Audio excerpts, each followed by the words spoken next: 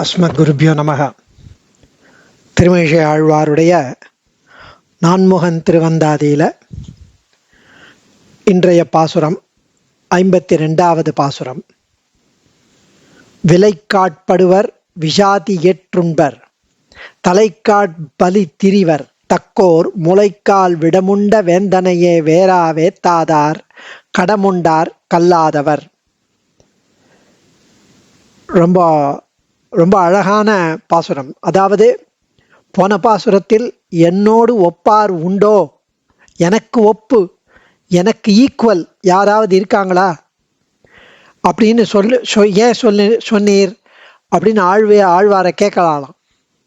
என்னோடு ஒப்பார் உண்டோ என்று சொல்லுவானே என்று கேட்க, அதுக்கு அவர் சொல்றார், இந்த உலகில் எனக்கு சமமானவர் உண்டோ என்று ஒருவரே இல்லை என்று சொல்லலாமோ அப்படின்னு கேட்க, அவர் சொல்வது, உலகில் எங்கு பார்த்தாலும் இப்படிப்பட்டவர்களாதான் இருக்கிறார்களே, அதனால சொன்னேன் என்கிறார். எப்படிப்பட்டவர்கள்னா இந்த பாசுரத்துல சொல்றார், இப்படிப்பட்டவர்கள்னா இருக்கிறார்கள்.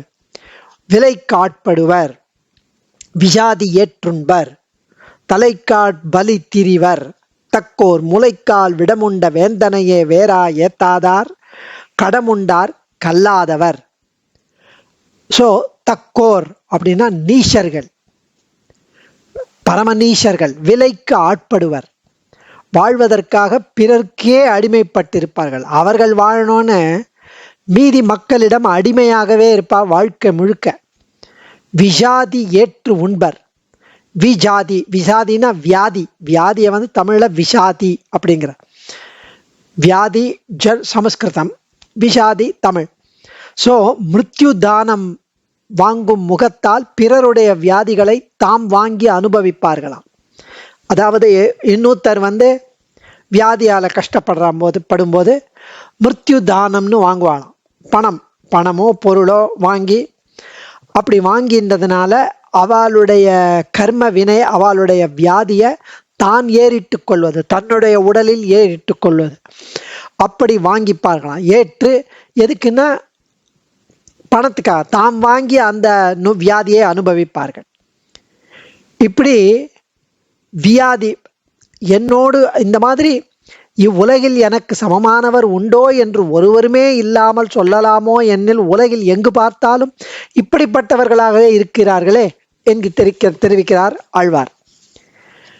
அறிவால் தங்களைப் போல தகுதியானவர்கள் இல்லை என்று அகங்காரம் கொள்ளும் இந்த தாழ்ந்தவர்கள், என்னை போல இல்லை அப்படின்னு நினைச்சுண்டு அந்த அந்த அகங்காரம் கொண்டு இருப்பவர்கள், ஏன்னா ஒரு ஃபியூ டாலர்ஸ் மோர், கொஞ்சம் பொருள் வாங்கிறதுக்காக கொஞ்சம் பணம் கிடைக்குங்கிறதுனால தாம் வாழ்வதற்காக தன்னுடைய வயிற்று பிழைப்புக்காக பிறருக்கு அடிமைப்பட்டே இருக்கிறார்கள். ஜீவனத்திற்காக கொஞ்சம் ஏதோ பணம் கிடைக்கிறது அப்படின்றதுனால தாம் பிறருடைய நோய்களை மிருத்யு தானம் என்று சொல்லி வாங்கி தாம் ஏற்றுக்கொள்கிறார்கள். இன்னொருத்தர் என்னன்னா, ஒருவன் தலைக்காக தனது தலையை அறுப்பதாக சொல்லி நரபலியாக திரிவர். நீ நரபலியா வாங்கிக்கோ, அவன் இன்னொருத்தர் பழைச்சிடுவா, அவன் குடும்பம் நல்லா இருக்கும், உனக்கு இவ்வளோ, உன் குடும்பத்துக்கு இவ்வளோ பணம் தரோம், இவ்வளோ பொருள் தரோம், இவ்வளோ பார்த்துக்கிறோம் அப்படின்லாம் சொல்லி அதற்காக நரபலியாக போவாளாம். இதெல்லாம் யார் பண்ணுவான்னா, பூத்தனையின் முலையில் இருந்த விஷத்தை உட்கொண்ட கண்ணனையே கொஞ்சம் கூட சிறப்புற குறிப்பாக துதிக்க மாட்டாதவர்கள் இவர்கள். இந்த மாதிரி பாவங்களை அனுபவிப்பவர்களாவர். அதுதான் இந்த பாசுரத்தோட கருத்து. எப்படி என்ன போல் உண்டோன்னு நீரே அப்படி சொன்னீர்னா, look at the people around. இல்லை, எப்படிப்பட்டவர்கள் வயிற்று பிழைப்பதற்காக பிறருக்கே அடிமைப்பட்டிருக்கிறார்கள். மிருத்யுதானம் வாங்கி இன்னொருத்தருடைய நோயை தான் ஏற்றுக்கொள்கிறார்கள். ஒருவன் தலைக்காக தமது தலையை அறுப்பதாக சொல்லி நரபலியாக திரிகிறார்கள். கண்ணனை தொழாதவர்கள், கண்ணனிடம் சேராதவர்கள், கண்ணனையே நினைக்காதவர்கள், முலையில் இருந்த விஷத்தை உட்கொண்ட கண்ணனை நினைத்தால் போரும். இன்னொரு தடவை முலை பால் சாப்பிடுவது பிறவி நமக்கு கிடைக்காதுன்னு வேதாந்த தேசிகன் தெரிவிக்கிறார். விலைக்கு ஆட்படுவர், பரமபுருஷனுக்கு அடிமைப்பட்டதாய் அவனுக்கே உரித்தானதாய் இருக்கும் ஸ்ரீ கௌஸ்துபம் போல இருக்கும் இந்த ஜீவாத்மாவை, அவனுக்கு இனிதான இந்த ஜீவாத்மாவை, அனர்க்கமானதான விலை மதிப்பற்றதான இந்த ஆத்ம வஸ்துவை ஒரு பணத்துக்கும் ஒரு அரை பணத்துக்கும் ஒரு வேறு சிலருக்கும் அடிமையாக திரிவர். வாழாட்பட்டு நிற்காமல் கூழாட்பட்டு நிற்பர். வியாதி ஏற்றுண்பர். தனவானாயிருப்பான் ஒருவன் வியாதியால் துன்புறும் போது, பணக்காரன் ஜமீன்தார் அவன் வியாதியால கஷ்டப்படும் போது அவனுக்கு ஒரு 1000 பொற்காசு தர, என்னுடைய பணத்தை என்னுடைய வியாதியை நீ தாரவாத்துக்கோ, மிருத்யு தானம் வாங்கிக்கோ அப்படின்னு சொல்லி அவன் கொடுக்கும் பணத்திற்காக அவனுடைய வியாதியை தாரை ஏற்றுக்கொண்டு அந்த வியாதியை அனுபவிக்கவும் துணிந்து செய்வர் சில பேர். அதெல்லாம் நடந்திருக்கும் போலுங்க அந்த காலத்துல. விஜாதி வியாதி, அவன் கொடுக்கும் பணத்தை அனுபவிக்கும் போதே வியாதியையும் அனுபவிப்பர். பணத்தை அனுபவிக்கிறது சரி, வியாதி இது மட்டுமா? தலை காட்பலி திரிவர். மரண அவஸ்தையால் துன்புறும் ஒரு தனிகன், மரண அவஸ்தை ஒருத்தனுக்கு அப்படியே ஆல்மோஸ்ட் டெர்மினல் இல்னஸ் மாதிரி, அவன் தலை தப்பினானாகில் பிழைத்தானால், நான் பிழைச்சிட்டேன்னா ஒரு நரபலி கொடுக்குறேன் அந்த அந்த எல்லை அம்மனுக்கு, எல்லை தேவதைக்கு அப்படின்னு ஒரு வேண்டிப்பான். என் தலையை அறுத்து கொடுக்கிறேன் என்று க்ஷூத்ர தெய்வங்களிடம் பிரார்த்தித்து பலி திரவியமாய் திரிந்து தலையை அறுத்தும் கொடுப்பர். பணத்தின் மேலுள்ள ஆசையால் அவன் அந்த பணக்காரன் நரபலி கொடுத்தா அவனுக்கு சரியாயிடுத்து, அதனால யாரு ரெடியா இருக்காளோ தன்னுடைய நரபலிக்கு ஒத்துக்கிறதுக்கு அவனுக்கு பணம் கொடுக்குறேன்னு அவன் சொல்லுவா. உடனே போய் நிற்கும் ஜனங்கள். தக்கோர் மகா புத்திசாலிகள் அவர்கள். சுவரை வைத்து கொண்டன்றோ சித்திரம் எழுத வேண்டும் என்னும் உண்மையை அறியாமல் தங்களை பிறர்க்காகி தன்னுடைய ஸ்வவிருத்தியான நாய் வேலையான சேவையை ஏறிட்டு கொண்டு அடிமையாய் தங்கள் உடம்புக்கு வியாதியை வரவழைத்து கொண்டு தங்கள் உடம்பையே அழிக்க முற்பட்டு கொண்டு நரபலிக்கு ஒத்துக்கொண்டு தங்கள் உடம்புக்கு சுகம் தேடும் இவர்களுடைய அறிவு இருந்தபடி என்ன அறிவிலி?